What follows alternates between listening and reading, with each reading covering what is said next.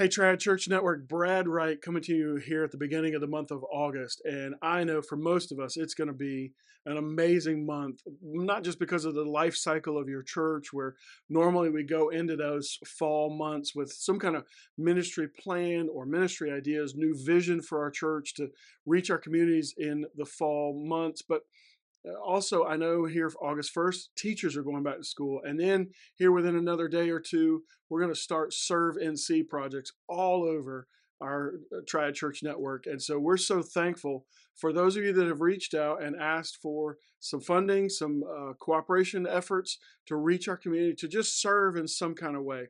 And so those of you churches that are participating now, thank you so much for what you're about to do, what you're praying to do. We're praying for you and with you in that. We want to be as much of a participant in those things as we can be. And then we want to hear from you. We want to hear those reports of what you were able to do in your community, how it strengthened your church, strengthened your discipleship efforts, so you could see your folks grow in their relationship with the Lord, their relationship with one another as a fellowship in those kind of microwave discipleship moments on mission.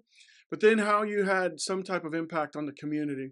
I want to make sure you know that the news has picked up that our state convention and our associations and our churches are serving in our communities. And so you might have somebody from the local news show up and just ask you questions. Pastors, church leaders, volunteers, we want you to be ready to answer those questions, and not just answer those questions with, hey, we love our community and we want to see the school look better, or we want to do this or that other mercy project. But the motivating factor for all of those things is that we would make disciples as we go. And so we want our community to know we love them. We want our folks around us to know, in our churches, in our schools, in the different areas in our communities, the parks that you're serving in. We want folks to know absolutely that we love them. But more than anything, we want them to know the reason that we love them is because He loved us first enough to give His Son Jesus for us. And so just be reminded of that. Be thoughtful for that. Be prayerful for folks. Maybe you don't get interviewed, but somebody else in our association does, or somebody else on mission does, and has opportunity to share the gospel because of that. And so we want to be cooperatively praying for one another through that.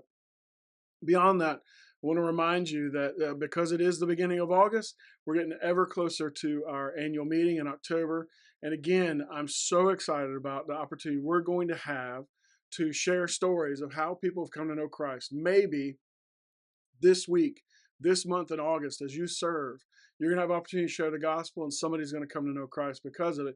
And if that happens, we want to hear those stories. And then we want to share those stories as a broader part of what we do when we celebrate at our annual meeting in October. And so look for more details on where and when and how that annual meeting is going to come together. Beyond that, we do need some officers. We need some folks to serve on our leadership team. We need some folks to serve on our personnel and our finance team.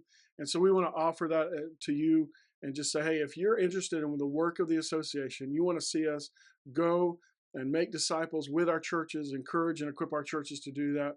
You want to hold us accountable on the things that we're doing financially, with personnel and those sorts of things. We would love to have some input and your cooperation with those things. So we want to thank you again for being part of Triad Church Network. One of the things that I tell our leadership team and the other teams that meet on a regular basis is, if we're not exuding that attitude of gratitude on a regular basis, then call us out on it. Because we really do honestly appreciate everything that our churches do to make cooperation and this association great. And we just can't do it without you. Can't do it without your prayers, without your support and encouragement of reaching out, connecting in our community, and then helping us connect to different things in our community. And we can't do it without your financial support. And so we want to thank you right now for everything that you're doing. And then the last thing I want to remind you is one of the things we don't talk about on a regular basis, but that goes on regularly with our association, is our food pantry.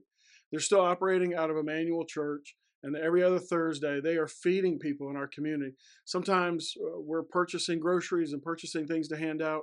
Other times it's donations from folks like you. And so we want to say thank you, but we also want to remind you to pray for the food pantry.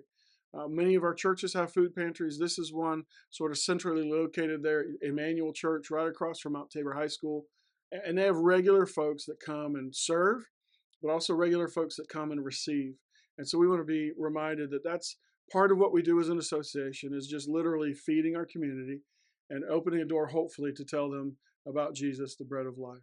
So thank you, Triad Church Network. I'm looking forward to an amazing August, all that God is going to do around and through this association and through you, our member churches.